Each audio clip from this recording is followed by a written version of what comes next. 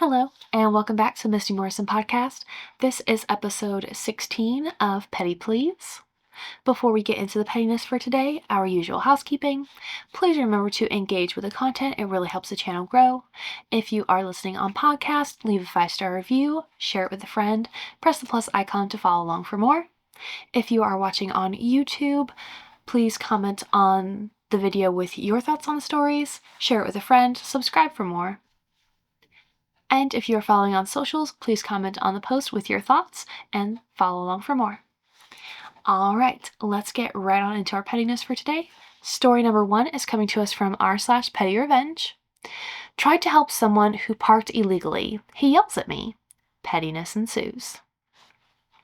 I was attending a Canada Day celebration with my 7-year-old son in a small cottage lake town. The parking situation was terrible for several blocks around, but we got there early and parked very close in some marked diagonal street parking spots. I noticed what seemed to be an extra large parking space 2 spots over and was tempted to park there. But I realized it was actually a driveway and there was no curb there, and there was a no parking sign against the building a little distance away. We were leaving around mid-afternoon when kid activities were ending and grown-up activities were starting to ramp up. As we got in the truck, I noticed someone pulling into the no parking spot I saw earlier. He got out and started walking away. I called out to him and told him it was not a parking spot and he probably would get ticketed or towed. Before I could continue talking and offering my spot to him, he just looked at me with anger and yelled, "Why is it any of your effing business?" With my son in the truck, I was especially pissed at him. I told him I was just letting him know since I was leaving and he could have my spot. He stopped and said, "Oh, okay, thanks." But I was already feeling petty. I just said, "Maybe I changed my mind, and I'll just sit here for a while." He said, "Do whatever the F you want," and went back to his car. I made sure my son was entertained with my phone, and I just sat there as me and the jerk stared at each other in a Mexican standoff. After 5 minutes of me smiling at him, he got pissed and pulled out. As soon as it looked like he was turning around to come to my spot, I pulled out when another driver came from the other direction and made sure the new driver pulled in. I waved at the jerk and drove away very happily. I love this. You just took a little bit of time. You just took a little bit of your time. You had all the time in the world. You tried to be a nice person and he was an asshole, so he had it coming. I hope he had to park at least 2 blocks down. Story number 2 is coming to us from r/petty revenge. Okay, I'll F off. 10 years ago, I did a 3-week road trip across the US. I'm originally from the UK. We met lots of amazing, friendly people. However, this story isn't about one of them. It was around midnight and we were deciding which bar to go to when I noticed a very drunk guy drop his wallet and scatter his bank cards everywhere. He picked them up with the help of his more sober friend. Then he staggers 20 feet, lights his last cigarette, and throws the empty packet back in the direction he just came from, before collapsing onto the floor. It was then that I'd noticed he forgot to pick up his driving license. I yell across to him that his driving license is on the floor and point to it. He yells back, "That's a cigarette pack. F off back to England, you effing..." something. I was pretty taken aback, both by how much of an asshole he was and because it definitely was a driving license. So I told him, if I'm going to F off back to England, I'll need a souvenir, and pocketed the license. 2 minutes later, I see his friend running towards me, so I threw the license deep into a hedge. To the friend's credit, he was very apologetic. I pointed vaguely towards the hedge, told him it was somewhere in there, and dipped into a nearby bar. Half an hour later, I came out to see them looking in the hedge about 20 feet from where I threw it. I'd be surprised if they found it. You get what you give. You tried to be nice, you tried to be helpful. He was an asshole, so you were an asshole. It's fair. Story number 3 is coming to us from r/petty revenge. Snail gel face cream. I've heard about this stuff and I do not want to try. I don't want to eat a snail. I don't want it on my face. Not here for slimy stuff. So about 5 years back, I used to work in a health store which sold face creams with supposed health benefits. One day, a very well-dressed and spoken lady came in. Instead of asking for whatever item she was looking for, she She proceeds to huff and make exasperated noises as she looked up and down the shelves. After a couple of minutes, I went over to the lady to ask if I could help. She huffed, looked me up and down, and then said no. I went over to the till to serve customers as the lady proceeds to walk around the beauty aisle for another 10 minutes, huffing and mumbling under her breath. After another couple of minutes, she storms over to the till, barges in front of a customer I'm serving, and asks where the snail gel cream is. I politely explain I'm serving a customer and will be with her in a minute, but she glares at me and starts muttering that she will not wait all day. At this point, the line is now empty. At this point, the supervisor who has been in the back walks out. She heads straight for the supervisor who's covering the store that day and proclaims she is here for snail gel, but that the staff are rude and have refused to help her. She said all this while looking at me. The supervisor explains that the cream is out of stock, but we can check the system to see when the cream will be in. I quickly check the system and see 2 pots will come in the next day. At this point, the lady asks if we can keep one back for her. I reassure her we will in front of the supervisor, who apologizes to the lady for her wait to talk to the staff. The lady sweetly says it is no problem and then brings over some items she gathered from the store. The supervisor leaves. I serve her and apologize to her again. She says nothing, looks me up and down again, and then walks away muttering, "Dumb bitch." So the delivery comes the next day, and sadly the snail gel cream didn't come. They were accidentally left in the bottom of a tote, and 6 large totes were placed on top for them to be returned to the depot. See, the thing was that the store's ordering system was automatic. For every item which went out, another would be ordered in. We could not override this, and until the stock take from the item was declared as missing, the system could not automatically reorder it. People could still do click and collect for any item on the website to the store, but they had to pay. I finished my shift, but I heard off of a coworker that a lady came in and lost it that there was no snail gel cream, which was promised for her. Nobody knew anything about a cream being kept back, and the covering supervisor was back at his main store 50 miles away. She supposedly swore, called everybody imbeciles, and ended up being escorted off by security after pushing a display shelf down. Now, I'm not condoning this. It sure was petty, but I am far from a dumb bitch. If she wanted the cream so bad, she could have ordered it from the website. I just saw the first comment and it says, "You snailed it." And you really did. Like, she thought she was better than you for whatever reason. She thought you were incompetent and couldn't do your job. And you just, proved her right. The cream didn't get put back like it was supposed to. Clearly you failed. And she is miserable and upset and probably getting banned from that store. All for her snail gel. That's weird. Story number 4 is coming to us from r/petty revenge. She wanted credit for my work, so I gave it to her. There's this coworker in my department who's notorious for swooping in last minute and polishing up projects just before deadlines and then taking all the credit when presenting them to leadership. It happened to me one too many times. I did the bulk of a project, research, design, data analysis, the works. She added a few bullet points to the summary slide and slapped her name on the email to the execs. So for the next big assignment, I let her do it again. I sent her my unfinished draft, saying I was running behind and needed help. She jumped at the chance. I completely stepped back and gave her all the credit, even encouraged it, except I knew the data was flawed. On purpose. Nothing crazy, just off enough to collapse under real scrutiny. She presented it with pride at the all hands. The department head asked one question she couldn't answer, then pulled up the source data, and the loopholes became obvious. She stumbled, flustered, ended the meeting early, saying she'd circle back. Later that week, I was asked to quietly step in and fix the report. No more stolen credit since then. She still avoids eye contact. She knew. She knew what you did, and she knew she had it coming. And I'm glad she at least learned not to mess with you anymore. Hopefully she just learned to do her own work from now on. Story number 5 is coming to us from r/petty revenge. As you wish. Not sure if this is the correct sub, but definitely a FAFO situation. Background. To walk to the transit center, one must cross a big multi-directional intersection with an island in the center. Due to traffic volume and flow, you can only cross halfway and onto the island, and then wait for the next light change before proceeding all the way across.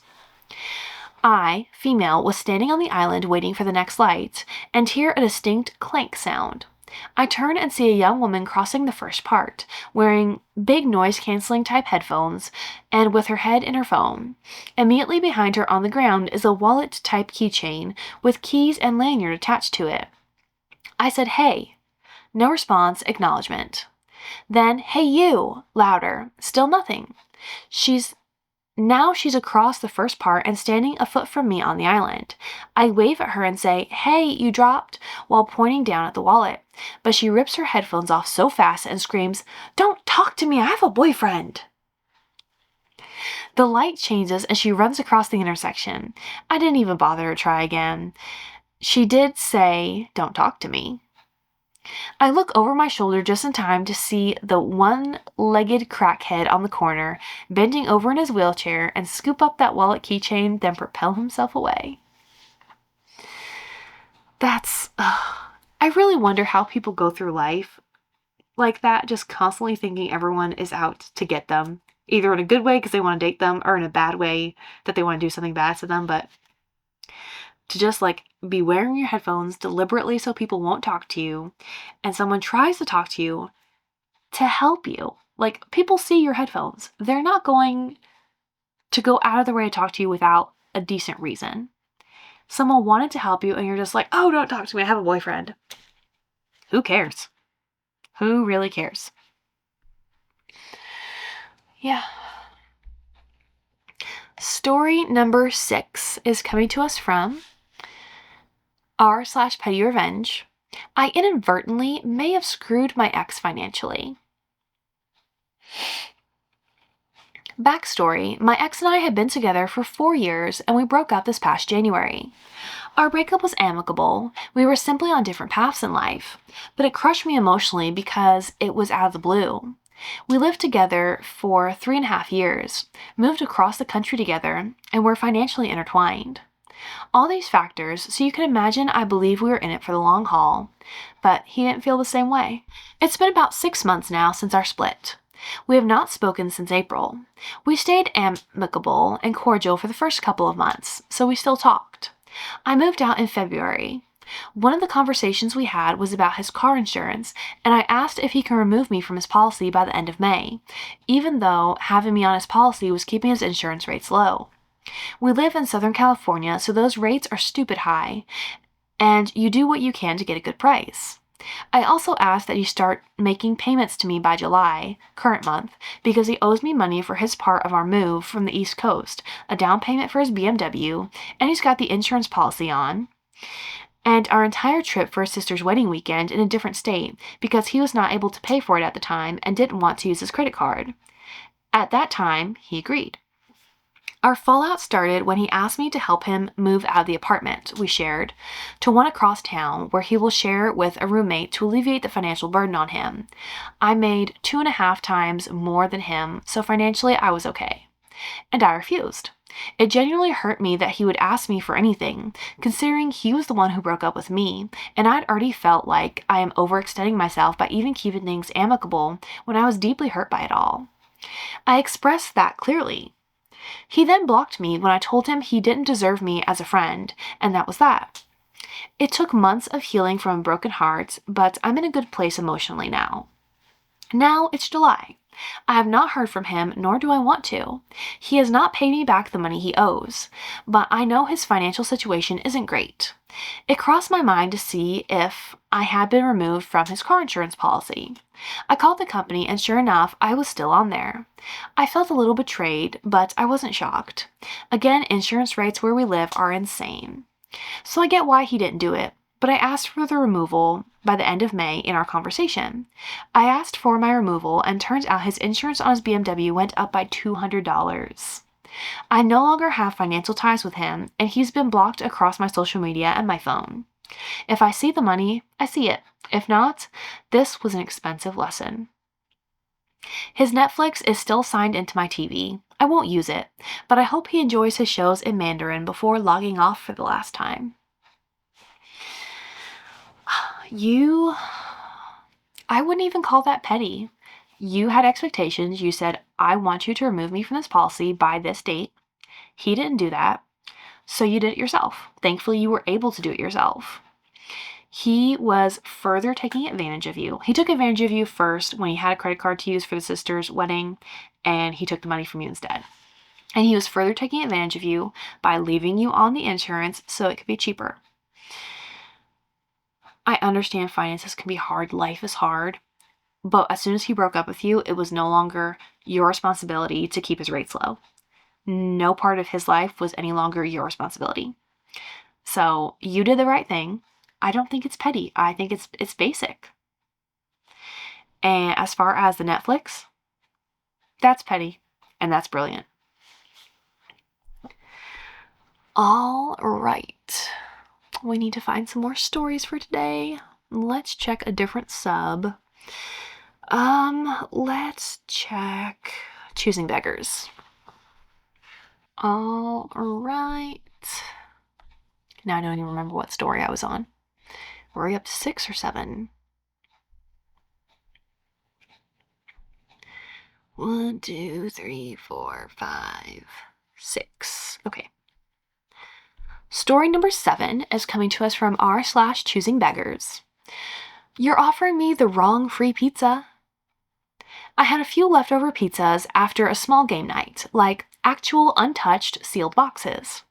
Didn't want to waste them, so I posted in a local community group that I was giving away 2 large pizzas, pepperoni and veggie. First to come gets them, must pick up. About 10 minutes later, some guy DMs me asking if I still got the pizza. I say yes. He says he's on the way.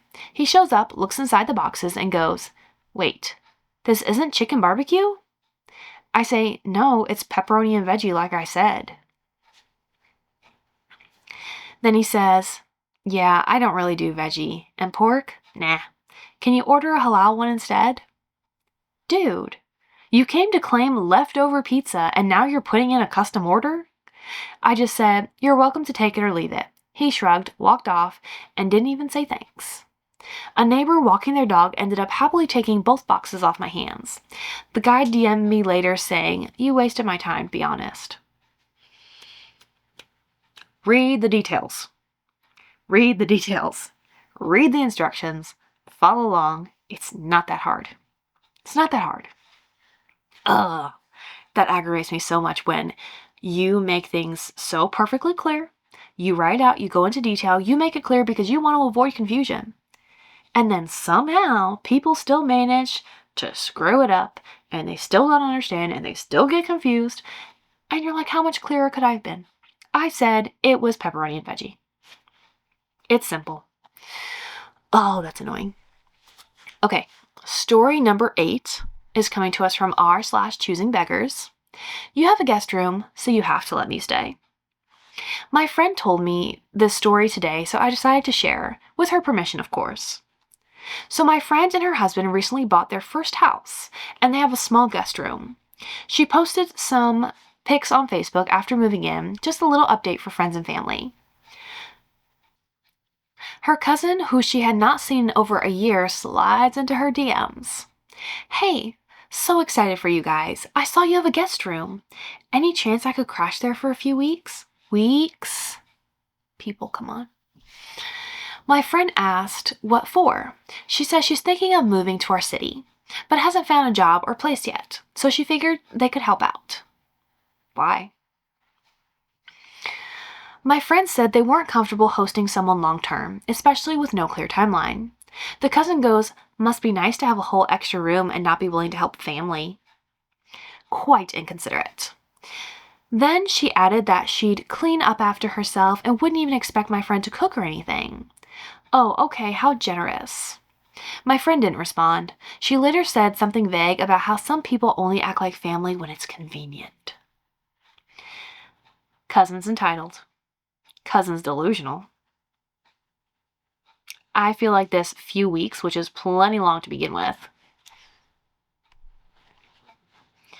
would have gone on for considerably longer because, yeah, that's just the feeling I get.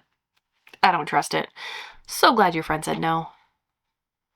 Story number 9 is coming to us from r/choosing beggars. A friend rejected groceries because it wasn't the meat she wanted. Edited to add, I'm giving this post some time to marinate, but I wanted to clear up that I don't give her money. We do have friend stuff that we do, but I've realized that yes, it leans towards her interests and needs. I just need to let this out, and I figured this would be a good thread. Recently, there's been a friend of mine and her husband who keep asking me for favors. They make good money together, but are very financially irresponsible. She'll ask for $10 here, $20 there, a ride to work 5 days a week for gas money. 95% of the time, I say no, because I know she won't pay me, and I just don't lend money. Today, she called me asking me to take her to the grocery store. She mentioned a 4 for $20 deal on meat. She told me she had, no food. I told her she was welcome to grab some stuff from my pantry/fridge/freezer. I've also offered to take her to the food bank multiple times. She refuses the food bank, refuses budgeting help, refuses $20 an hour plus gas money to do some dishes for me, and now she's rejected the groceries because it's not what she wanted. I couldn't help but think, well, cook some lentils, buy some beans, girl. It's just getting to the point where I feel taken for granted, taken advantage of, and honestly concerned for them. This is the same friend I posted about recently, who was planning to get another cat when she ran out of litter and kibble and couldn't afford to buy any more. So her dog didn't eat for 3 days. I guess I'm just a bit exhausted and disappointed with her asking for favors and rejecting actual help. I've seen this type of relationship and I hate it because it's so stressful for you when you want to help someone. Someone expresses a need, they're asking for help, you want to help them, but they don't want help if it's not specifically their desire. They don't want help. I can tell by the fact that she's refusing the food pantry that she doesn't want other people to know she needs help. And she's refusing the budgeting help because she doesn't want to admit that she has a problem. The dog not eating for 3 days should have told her that she has a problem. And the fact that her dog didn't eat for 3 days, but now she wants to get another cat. I want to say it blows my mind, but I'm not surprised. People are like this. She's very selfish. I feel like she has some mental issues going on. And her husband either does too, or he's just enabling her, or maybe he's just oblivious. I don't know. But you should walk away from this friendship because it's not a friendship. You are being used. You are only here in her life to meet her needs. That's it. You're not a friend. So, yeah, I would immediately walk away from this relationship. You've tried. You have offered her help. She's not willing to receive help. And I wouldn't just walk away without a word. I would tell her so. I would say, hey, you keep having these recurring problems. I have offered to help you. You refuse the help that I'm able and willing to give. So to me, that means that you actually don't want help. You don't want help. You want someone else to do things for you. You want someone else to afford your life. And that's not how this is going to work. I hope that you are able to improve your life. I hope that you take advantage of the public and social resources that are available. But I'm done carrying you. Yeah. All right. That is us done for the day. That is 9 stories for this week's episode of Petty Please. I had a lot of fun with those. There were some good ones today. Thank you so much for being here, for hanging out with me, and I will see you again next time for another episode of the Misty Morrison Podcast. Bye.